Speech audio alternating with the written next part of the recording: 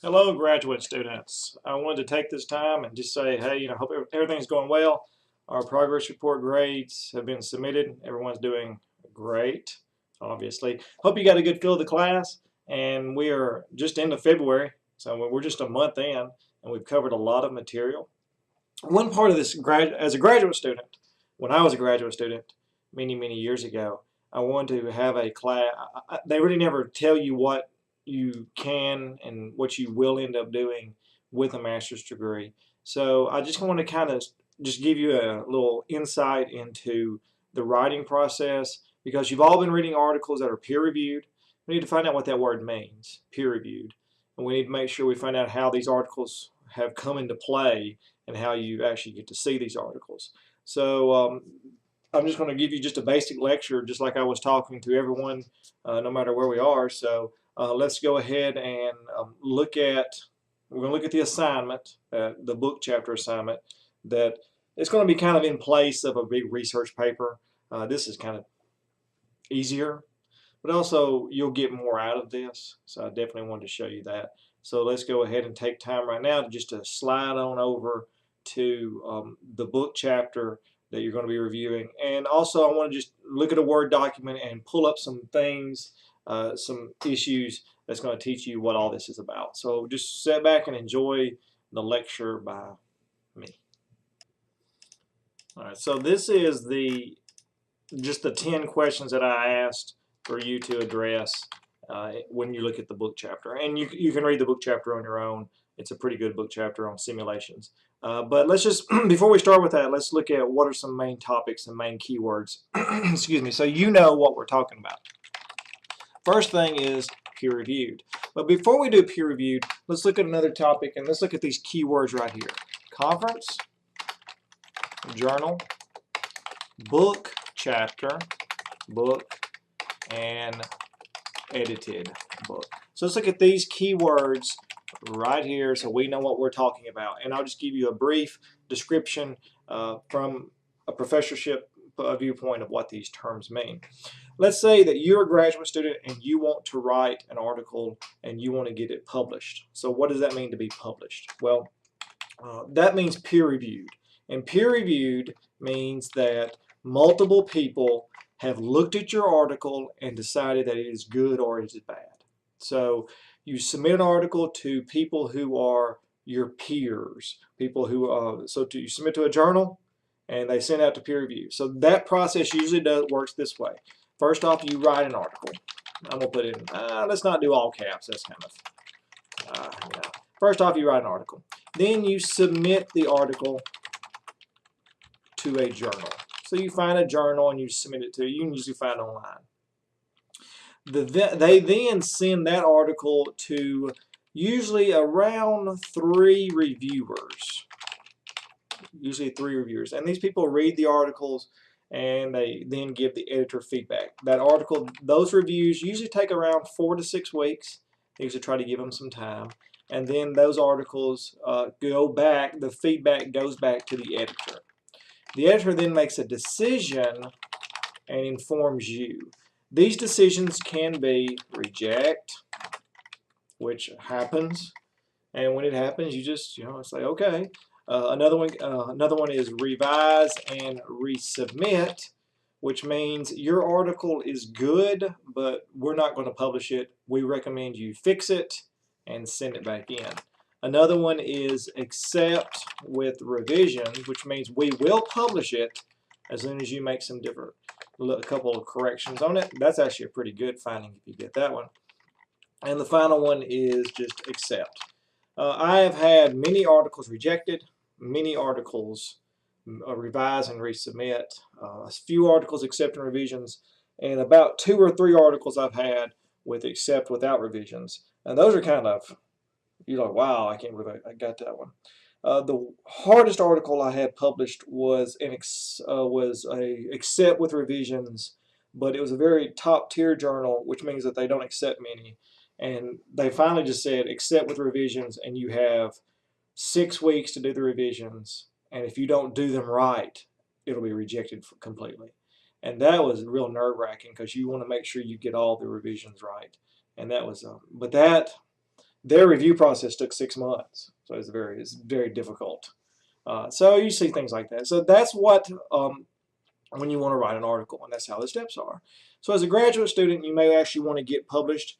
I know that there are some professors in graduate school. There's some in Starkville, there's Meridian, all over the place. But some professors who encourage their graduate students to write an article and at least submit it. I don't really make my graduate students do that because I don't want them. I've tried in the past, and sometimes they just produce something that's not the greatest, and they just like, I just want to get an A. I want to get out of here. But if you ever want to work towards a higher degree, many people do want to get published. So that would be how you do that. Now, so that's what peer-reviewed means. Peer-reviewed is this process right here. Whenever you write the article, it is peer-reviewed because it is reviewed by people in your profession. All right, so about conferences. Conferences are fun. Conferences where you send money to a conference and you get to go to it. So how do conferences work? I'll make it real simple. You pay a couple of $100s, you register for the conference. We've talked about this in the past. You register for the conference, you go to it, and you get to have fun with it. So that's kind of cool. So now, sometimes you may want to present at the conference. So let's say I get accepted to the Mississippi Council for Social Studies conference, which will be in Starkville this year. So I get to present there. Well, I still have to pay my registration dues, and then when I show up there, I'm going to have to present a paper. And when I present that paper, it is generally one of these articles that I have written. And many times I'll present a paper that I've just gotten to this stage right here.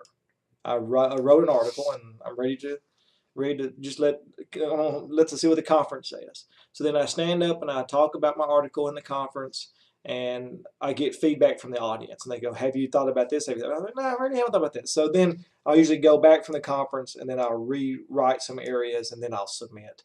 So a conference is just a really good place for you to get your article, kind of just have a test audience for it. That kind of works out very well. So that's what a conference is. And conferences are really cool when you do stuff like that. The next one is a journal article, which we've already summed up what that's like. There are many journals out there. There are peer-reviewed journals. There's a lot of peer-reviewed journals. There's also journals that have acceptance rates, and you can see those in a thing called Cabell's educational summary. You can find it, the reference in the library, and it gives all the acceptance rates of all the journals. It's not really accurate, or as accurate as you would think, but you can usually just email the editor and ask them what the acceptance rate is. So some journals have a 90% acceptance rate, so 9 out of 10 articles submitted get accepted, and some of them have like a 10% acceptance rate, and some even have like a 1%. Those are called the top tier journals. So that's something that you definitely need to look at. We have a lot of new faculty members who think that they have to go for the top tier journals, and because they go for the top tier journals, they don't really focus much on getting published, so they try to get published at the very top. So sometimes you're told by your mentor you need to really scatter it out. You need to get published in. You need to send some to like 50%, 60% acceptance rates, and then so you need to spread it out. Real simple as that. So book. I'm going to skip to book. Let's say you want to write a book. Now that's a major investment, a major time. What you have to do with a book is you have to write a book proposal to the editor or publisher of a book company, and then they'll usually accept it, or they'll reject it, and then you have to write the book. And once you get under contract for a book, I have not written a book, but I have a colleague who's written a book, and they've given me all this insight on this one. But they give you a contract, and they give you royalties, which are not that much money at all. But they also have a very scripted, everything has to be turned in on a certain time. So it's kind of like this, but the timeline's very intense. So what I see more in social studies is I see what are called edited books. And now edited books are wild. Everyone's doing those. And what happens is, let's say I've got, I'm going to go back and I'll let you see a video real quick. I'm going to show you a video of myself, so hold up. All right, so back to the webcam. We're talking about a book chapter obviously, if you can see that. So with a book chapter, you have an editor, and the editor, let's see if I can get it right there. So an editor goes to the book publisher, and the editor says, I would like to publish a book, let's say on simulations. So as you see with the book chapter, on simulations. So the editor gets the contract from the book publisher. Well, then the editor sends out what's called a request for proposal or chapters. It says, hey folks, I'm writing a book on simulations. Would y'all like to, who would like to write a chapter? So people like me, I got my post with me, and 12 to 15 other people go, sure, we'll write a chapter. And we all say, sure. So the editor goes, that's great. And the editor, yay. But now the pressure is on the editor, because the editor doesn't really have much power over the person writing it, such as me, because I could walk away. So the editor's really like, hey, will you write a chapter? And you go, sure, I'll write a chapter. And then the editor's kind of like, oh, I hope they write the chapter. So sometimes they'll send you a contract, sometimes they won't. So why would I write a book chapter? Well, that's a chapter. It's 20 pages. I get it sent in, and I get to be put in a book. That's kind of cool. But also, book chapters give a little bit less pressure on the author, because, and here's the catch to it, this editor. So I send in I send in a 20-page chapter, and so do 12 other people. So I send it in to the editor, and the editor goes, hey, I've got 12 chapters. Well, they really can't say, we don't like your chapter, it's garbage, and throw it away, because if they throw my chapter away, they've got to write it. See, so they will work with you and work with you and work with you until your book chapter is good. And that's what I have found out. Book chapters are easier to get published because the editor is usually under so much pressure that they will work with the author even if it's not that good. Compared to a journal, which when they get that article, that article comes in and they go, this is not, forget this, we don't want it. See, they don't have to publish it. But that's what a conference is. That's a journal, that's a book chapter, and that's a book, and that's an edited book. So let's now look at the homework assignment. So I just want to give you an insight on that. And let's look at the homework assignment. All right, so what we're going to look at is just real simple. You just do a Word document, and then I would just cut and copy these questions. Boom. I'd put that as a heading, so I would just copy that.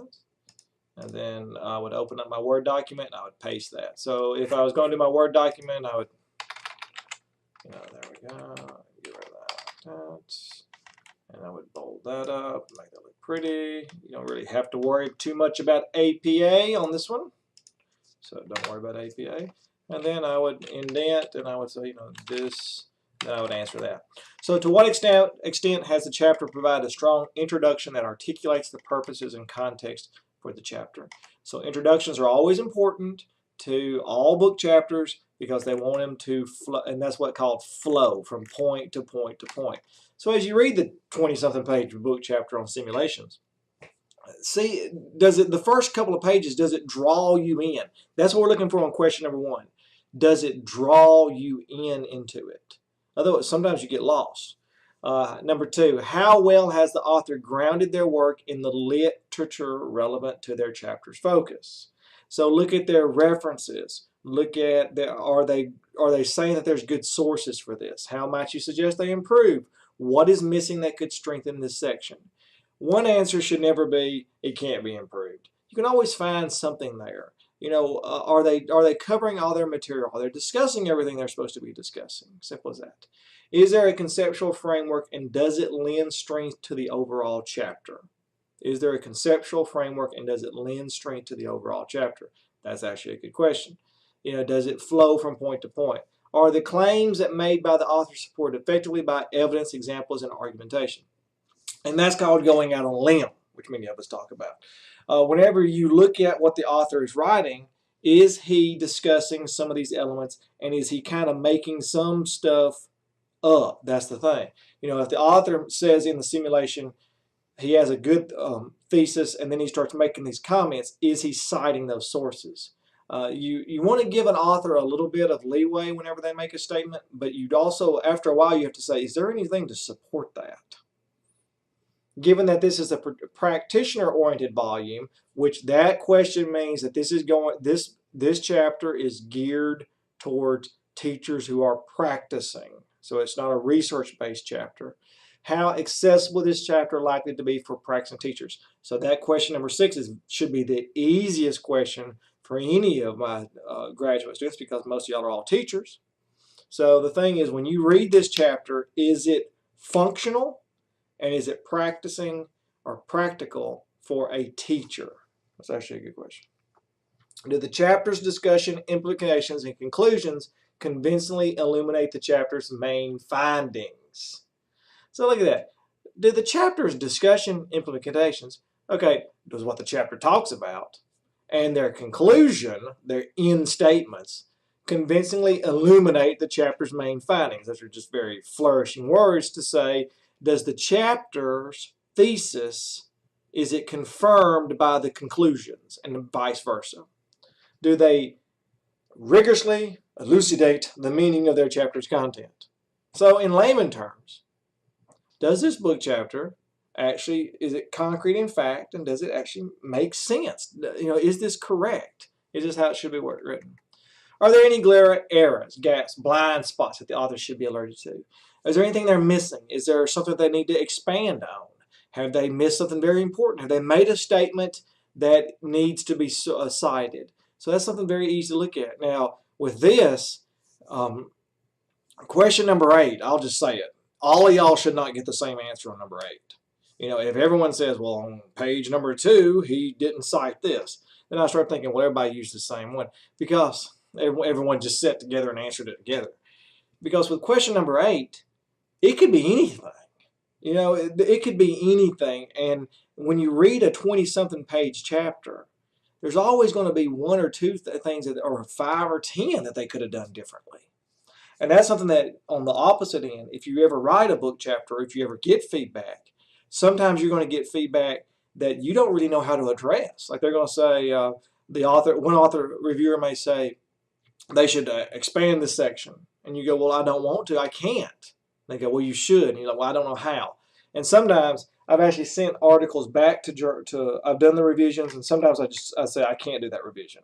That the reviewer's asking me for something that I can't do. So that's very important. Do you have any further suggestions for improving the author's manuscript? And number 9 gives you the chance to increase anything and say some more. You should not say no. You should not say yes. But you need to actually, what can it make it better? Do you have any comments to make to the editor? Now that's a good question. Now your answer number 10 is going to go to me. No one's going to see this. This is just a practice. No one's going to see any of these answers except me. But what does that number 10 mean? Number 10 means you get to talk to the editor, not the author. And you can actually say on number 10, privately, dear editor, privately, I wouldn't publish this chapter. This person didn't do a good job. And see, I've done that before. I've not written something like that, but I've written like number 10. I've told editors, I said, editor, this is a really good article. You need to publish this. Don't let this article go away. I've done things like that. So number 10 gives you a chance. And by answering number 10, it shows me that you listened to this lecture and you understand the relationship that I said here between the editor and the author, and you understand the difference. So if you say number 10, dear author, you need to, I realize that you didn't understand what an editor was. Simple as that. So very simple assignment. Very simple assignment. What I am going to do, because I want to make sure we do a good job with this, is towards next week, or towards the end of this week, I'm going to make a video where I kind of go over this article, just to kind of help anyone who's still kind of stuck on the fence there. And I'm going to show you how I read the article and just give you some highlights. I don't want to give you the answers to all this. And then if I say, hey, here's a weakness, I don't want to really do that. But I'm also, sometimes I don't want you to feel like that you're just stuck out there. So I may do a video where I kind of walk you through some parts of the article, and just to show you.